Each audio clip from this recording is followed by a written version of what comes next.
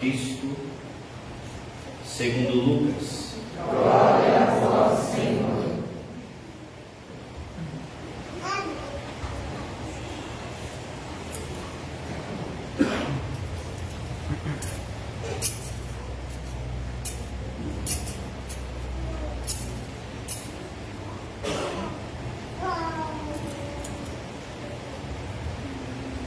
Naquele tempo, o anjo Gabriel foi enviado por Deus a uma cidade da Galileia chamada Nazaré, a uma virgem prometida em casamento a um homem chamado José. Ele era descendente de Davi, e o nome da virgem era Maria. O anjo entrou onde ela estava e disse: Alegra-te, cheia de graça, o Senhor está contigo. Maria ficou perturbada com essas palavras e começou a pensar qual seria o significado da salvação. O anjo então disse-lhe: Não tenhas medo, Maria, porque encontrastes graça diante de Deus. Eis que conceberás e darás luz a um filho, a quem porás o nome de Jesus. Ele será grande e será chamado Filho do Altíssimo.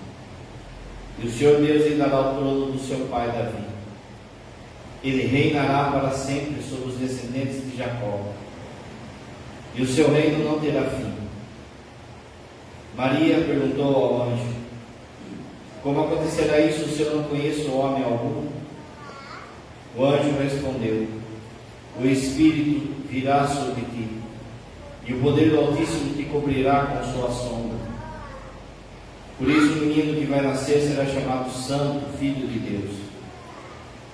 Também Isabel, tua parenta, concebeu um filho na velhice. Esse já é o 6º mês daquela que era considerada estéril, porque para Deus nada é impossível. Maria então disse: Eis aqui a serva do Senhor, faça-se em mim segundo a tua palavra. E o anjo retirou-se. Palavra da salvação. Glória a vós, Senhor.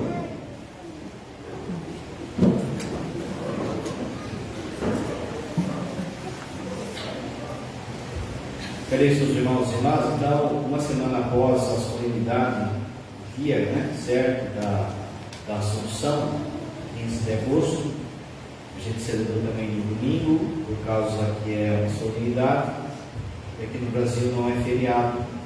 Então, para que todo mundo participe dessa solenidade, a igreja, a CNBB, empurra essa festa para o domingo da sequência, que foi aquele que a gente celebrou. Uma semana depois, então, do dia da Assunção, a gente comemora Maria, Rainha do céu e da terra. É aquilo que a gente reza no terço. O 4º mistério, a Assunção, o mistério glorioso. O 4º mistério, a Assunção da Virgem Maria aos céus. E no 5º mistério, a coroação de Maria como Rainha do céu e da terra. Existe uma lei na igreja que é assim: aquilo que a gente reza é aquilo que a gente crê. Aquilo que a gente crê é aquilo que a gente reza. De forma que nós então rezamos isso e acreditamos nisso, que Maria é a Rainha do céu e da terra. Domingo, na missa, o padre falou da unidade que há entre a Virgem Maria e a Igreja. Que o mistério da Assunção é também, entre os mistérios que o padre elencou, uma das coisas é a unidade entre Maria e a Igreja. Ela, como mãe da Igreja, o padre domingo falou da Assunção de Maria e também da Assunção da Igreja, a nossa Assunção, porque Jesus deixa Maria como exemplo daquilo que vai acontecer com todos nós, com toda a Igreja, a nossa ressurreição. Mas tudo aquilo que acontece com Maria, o padre dizia domingo, é sempre como consequência de Jesus. Sempre, tudo aquilo que a gente fala da Virgem Maria, sempre tem raiz em Cristo, raiz cristológica. O Papa João Paulo II escreveu um documento, quando ele escreveu um documento que aumentou o rosário, né? Colocou os mistérios luminosos, naquele documento, Rosário da Virgem Maria, chama o documento, ele vai dizer que a palavra Jesus é o centro, não só da reza do terço, não só de cada Ave Maria, mas também da vida de Maria. E assim também, quanto mais a gente for de Maria, mais a gente vai se aproximar do seu Filho Jesus. É o que diz o Papa lá no domingo. Por isso, para entender essa festa de Maria Rainha, que muita gente não entende, né? Muita gente acha que, olha só, mas não é assim, essa coisa de ser rainha, que coisa mais medieval, que coisa mais antiga, né? Hoje a gente vive numa democracia, né? Como se a democracia fosse uma beleza, né? Nossa Senhora, enfim.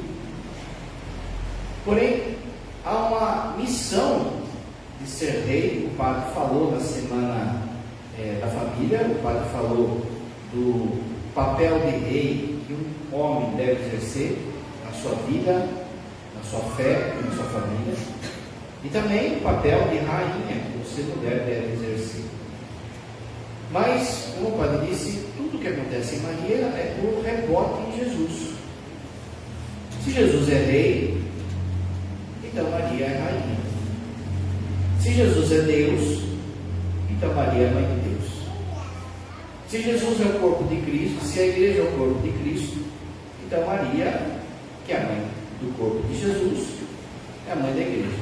Tudo que acontece em Maria, tudo que dá a Maria, tem como rebote, como espelhamento a pessoa de Jesus. Então, para entender essa festa, a primeira coisa tem que entender que Jesus é rei. A gente sabe, o tempo litúrgico, ele termina sempre com a solenidade de Cristo Rei. Por que Jesus é rei?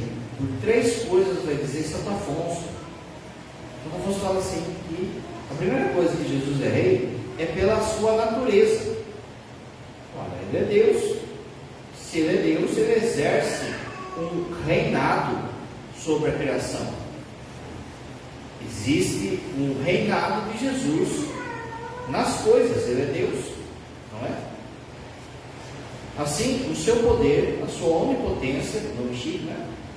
De poder, a sua onipotência é exercida como um reinado. Como o padre falou, a gente está muito poluído daquilo que a escola falou para nós, do que é ser rei. Na nossa cabeça, e também por culpa de muitos reis, na nossa cabeça, e por causa também da Revolução Francesa, a gente acha que o rei era aquele cara que ficava ali, que todo mundo ia paparicar, que todo mundo ia servir. É lógico que houve um desregramento da missão de ser rei.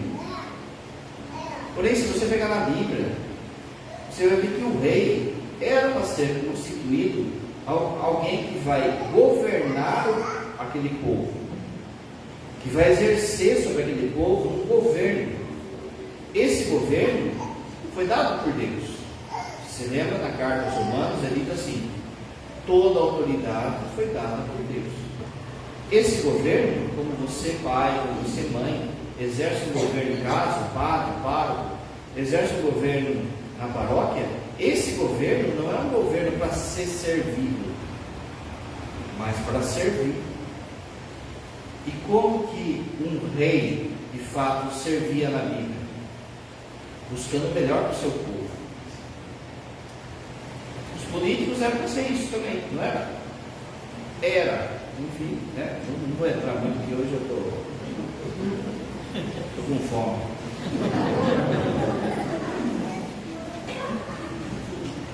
Então, por natureza, Jesus era aquele que tem o poder sobre a criação. Qual é esse poder? O poder de sustentar, o poder de cuidar e o poder de levar a criação até Deus. A segunda coisa que Jesus ele é rei, ele também é rei por herança. Herança, como você sabe, os reis na Bíblia, eles tinham que ser descendentes de Davi. Jesus era descendente de Davi, não é? Capítulo 1 de Mateus, tem lá a genealogia de Jesus. Fulano gerou fulano, que gerou fulano, que gerou fulano, lembra? Aquele monte de nome que vai aparecendo. no meio ali aparece Davi. Por que Mateus colocou aquele monte de nome? Para mostrar que Jesus era rei. Jesus tinha descendência de Davi. Por muitas vezes, aparece às vezes alguém pedindo milagre, e às vezes até o demônio chamando Jesus de filho de Davi. Por quê? Por causa disso. A descendência de Israel, o reinado da descendência de Israel tinha que ser através de Davi, e Jesus cumpria isso. Então, pela sua herança, a partir de José, e possivelmente também de Maria, quando você pega a genealogia de Jesus, ela vai desembocar em José, que era descendente de Davi. E aí o texto fala que estava desposado à Virgem Maria. No Evangelho de hoje também foi falado isso. Há uma virgem prometida em casamento a um homem chamado José, descendente de Davi. Por que Lucas coloca esse descendente de Davi? Para mostrar que Jesus, ele é o rei. Ele é o rei por dignidade. E aqui é interessante você perceber também que José também, esse reinado no povo de Israel, ele vai ser adulterado no meio do caminho. Ele vai ser profanado. Então a tribo de Davi, aqueles que eram descendentes de Davi, vão ser deixados de lado. E por exemplo, Herodes, que era rei ali no tempo de Jesus, não tinha parentesco nenhum com Davi. Ele usurpou o trono. Se fosse correr a linhagem como era para ser, o rei na época de Jesus seria José. E José, como o padre disse, era um simples artesão que, por conta do seu avô, tataravô, tataravô, isso foi perdido para os homens, mas para Deus continuou essa realeza. Jesus também é rei por conquista. Um rei, ele vai lá e conquista um povo, né? Vai lá o rei da cidade nova, ele vai lá e conquista Sorocaba.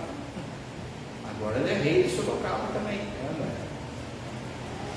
Jesus conquista um povo que estava na cidade do diabo, que estava escravo da morte, escravo do pecado. Ele vai lá e conquista esse povo. O reino de Deus está próximo.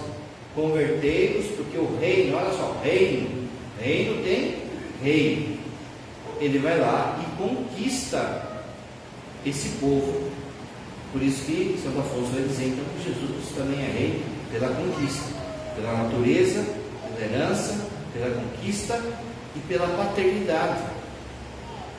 Você vai lembrar, quem veio na Semana da Família, o padre, quando falou da figura do rei, o padre dizia que o rei exerce paternidade. Você, como pai, tem que ter um reinado paterno e não de tirano. Lembra que o padre falou que tem o tirano e tem o banana? Os dois estão errados. Mas o reinado, aquele que de fato exerce o reinado como pai em casa, ele exerce a paternidade. Quanto mais Jesus. Faz 2 domingos, no Dia dos Pais, o padre fez a homilia sobre a paternidade de Jesus, que às vezes é esquecida. O quanto que Jesus foi pai. E o fato de ser pai é uma figura de ser rei. Maria, ela é rainha por, primeiro, subordinação. Ela não é equiparada a Jesus. Mas Jesus é Deus. Maria não é deusa. Ela é rainha por subordinação, mas também por coparticipação. Ela participa do reinado do seu filho. E ninguém participa mais do reino do seu filho do que a Virgem Maria. Assim, essas 4 coisas que o padre falou, que Jesus é rei, a gente pode falar também de Maria. A primeira coisa é que ela é rei, ela é rainha por natureza. Como o padre disse, a tradição vai dizer que Maria também era da tribo de Davi. Mas a tribo de Davi, ela tinha a linhagem real. Mas o padre acabou de falar que José também era para ser rei. E Maria casou com José. A esposa do rei é a rainha. Ela é também por natureza, veja, porque aqui no texto é visto assim, ó: não tenhas medo, porque encontraste graça diante de Deus.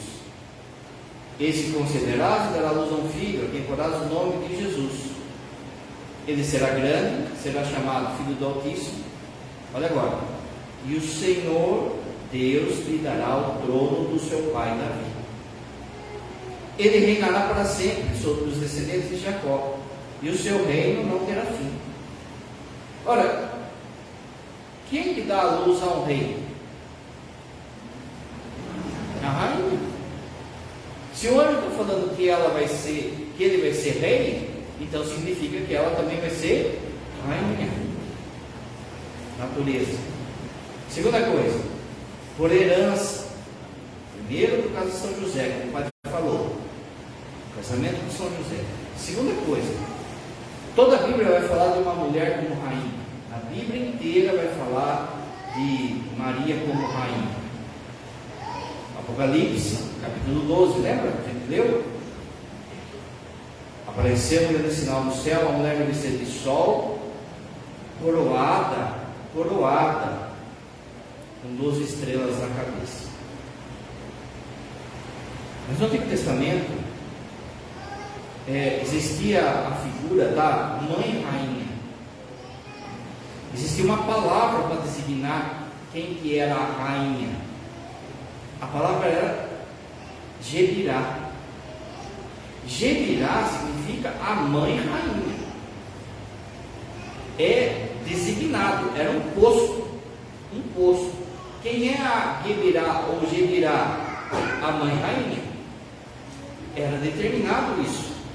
Por quê? Porque, como a gente sabe, nem todo processo de entendimento da fé começou já simples. Então, por exemplo, muitos reis, inclusive Davi, Salomão, muitos reis exerceram de forma errada o seu poder quando não tiveram uma só esposa, não entenderam a questão da monogamia. Tiveram várias esposas. E naquela época ainda, para mostrar poder, um rei tem que ter um harém. Então, Davi diz que tinha 400 esposas. Pensa só, não é? Já trouxe pão? Já trouxe leite? Já pagou o boleto? Já? Essas 400 esposas, veja, elas eram sustentadas pelo rei. E você vai lembrar que teve um dia que o rei, com esse monte de marada ainda, Davi, estava tendo guerra. Ele não foi para a guerra. Aí ficou lá tocando harpa, a turma lá morrendo, ele tocando harpa, lá sossegadinho, escutando MP3, Spotify. Ele olhou ali da varanda, ele viu uma bonitona. Ele viu uma bonitona e se engraçou com a bonitona, Betsabeia. Falou: quem quer sair? Quem quer sair? Essa aí é a esposa do seu amigo Urias, que é general, que está onde? Está na guerra. E ele não é MP3. Um dia Urias pega aí e, como o pai falou, esse dia Urias estava na guerra e Davi se aproveita e tem relação com Betsabeia, e dela que vai nascer Salomão. Ele tinha 400 esposas. Ele se engraçou com a única mulher do cara lá, do general. Depois tem toda uma história que ele quer enrolar Urias, né? Tal, blá, blá, blá. Leia lá no texto. Mas o profeta Natan chega para ele e fala assim: meu rei, pensa só. Um cara, ele tem 400 tranquila.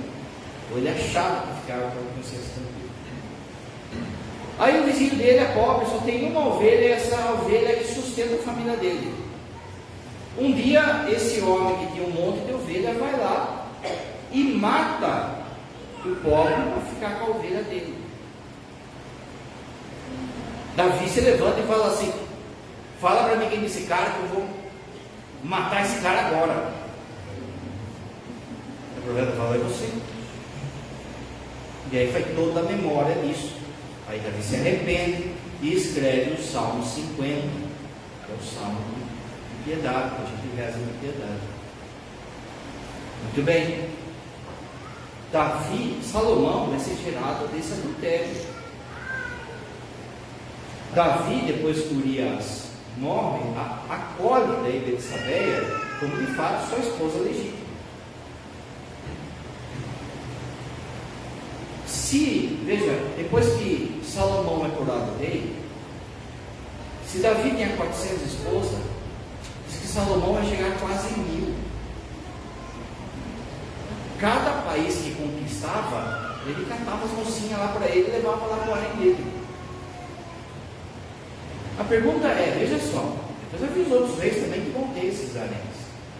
Tudo conforme, tudo contra a vontade de Deus, né? A pergunta que se faz é, bom, se Davi era rei, ele tinha 400 esposas, quem que vai ser a rainha? Se Salomão é rei e ele tem quase 1000 esposas, quem que vai ser a rainha? A mãe, porque mãe só tem. Então, a partir disso, essa palavra Evirá significa a mãe rainha. Salomão, capítulo 2 do livro de Reis. Salomão, ele é coroado rei. Está todo mundo lá paparicando ele, naquela festa toda, comendo salgadinho de queijo, barquinho de maionese. De repente entra Betsabeia, que tinha sido adúltera, mas era a mãe dele. Se era a mãe dele, era a mãe do rei. A hora que ela entra, ele vai ao encontro dela, se ajoelha, beija, conduz ela para sentar à direita dele. Aí vem aquele salmo, né? Ele cantou esses dias. À sua direita está sentada a rainha com restes resplendentes de ouro do filho. A mãe rainha era uma instituição no Antigo Testamento. A mãe rainha de Jesus é a Virgem Maria. Então, ela é rainha por natureza, o trono do seu pai Davi. Ela é por herança, José e Evirá. Ela também é por conquista, porque ela também conquista a vitória na vida. Ela é imaculada e assunta. A gente já viu que as duas coisas, elas caminham juntos, porque significa que o pecado nunca venceu, que o pecado nunca derrotou a Virgem Maria, que o demônio nunca derrotou a Virgem Maria, que ela nunca foi de fato escrava, a não ser do próprio Deus, mas ela nunca foi escrava do pecado. Então ela também conquista esse direito de ser chamado de rainha. Se Jesus ele é rei e exerce uma paternidade, a rainha exerce maternidade. Maternidade da igreja, que a gente viu todos esses dias, não é? O padre falando, eis aí tua mãe, eis aí teu filho. O padre explicou que naquela hora ela assume essa missão dada por Jesus de ser a nossa mãe, a rainha mãe. Assim, pensa só, se a gente vivesse no reino da cidade nova, e aí o rei de lá é o Neião, e ele é casado com a Neioca,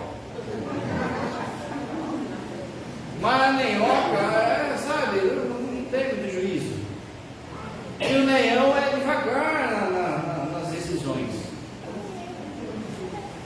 A turma fala assim, vamos na mãe, vamos falar com a mãe, né, mãe? a mãe vai no ouvido dele lá e vai fazer o que a gente quer. Ontem a gente celebrou o Papa Pio X. O Papa Pio X, ele, quando chegou a ser bispo, ele era muito brincalhão, né? Só que às vezes brinca, toma, né? Principalmente de manhã, não é? Aí um dia ele chegou lá como bispo em casa, era pobre, família pobre, chegou lá em casa, mas a mãe santa. Aqui, mãe, olha meu anel, agora a senhora tem que beijar o meu anel.